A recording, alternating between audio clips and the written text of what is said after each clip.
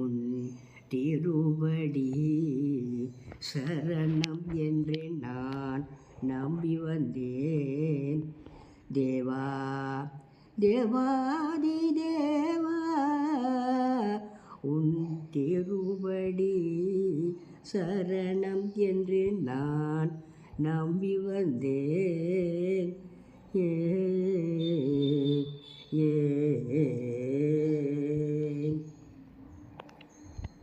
அடுத்து வந்த என்னை தள்ளலாகாது, அடுத்து வந்த என்னை தள்ளலாகாது. அரகரா என்று சொன்னாலும் போதாது, அடுத்து வந்த என்னை தள்ளலாகாது.